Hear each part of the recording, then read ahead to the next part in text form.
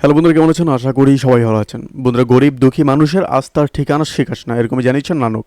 অবশ্যই আমরা এই বিষয়ে বিস্তারিত আলোচনা করবো। তার আগে আপনি যদি এই চ্যানেল নতুন থাকেন, অবশ্যই চ্যানেলটিকে সাবস্ক্রাইব করে আমাদের পাশে থাকুন, এরকম নিত্য নতুন আন্তর্জাতিক এবং রাজনৈতিক আপডেটগুলিকে সবার আগে পাওয়ার জন্য। বন্ধুরা, আওয়ামী লীগের সভাপতি মণ্ডলীয় সদস্য এবং বস্ত্র পাটমন্ত্রী জাহাঙ্গীর কবির নানক বলেছেন, গরিব দুঃখী মানুষের আস্থার ঠিকানা প্রধানমন্ত্রী শেখ হাসিনা। মেহনতি মানুষের জীবন এবং জীবিকার কথা চিন্তা করেই ব্যাটারি চালিত অটোরিকশা চলাচলের নির্দেশ দিয়েছে গণমানুষের নেত্রী শেখ হাসিনা।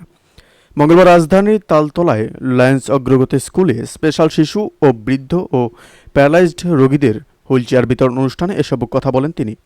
জাহাঙ্গীর কবির নানক বলেন যে সোমবার মন্ত্রিসভা বৈঠকে প্রধানমন্ত্রী শেখ হাসিনার কাছে একটি বার্তা আসে, ব্যাটারি চালিত অটোরিকশা বন্ধ করা হয়েছে।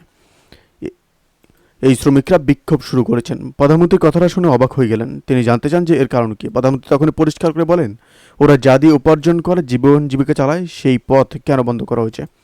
সেই সঙ্গে প্রধানমন্ত্রী নির্দেশ দিয়েছেন যে অটোরিকশা চালু করার জন্য, এবং চালু হয়ে গেল। তিনি বলেন যে প্রধানমন্ত্রী শেখ হাসিনা যেমন করে গরিব দুঃখী মানুষদের জন্য কাজ করে, আমরাও ঠিক তেমনভাবে মানুষের জন্য কাজ করতে চাই। যে কোনো প্রয়োজনে আপনারা আমাদের কাছে জানাবেন।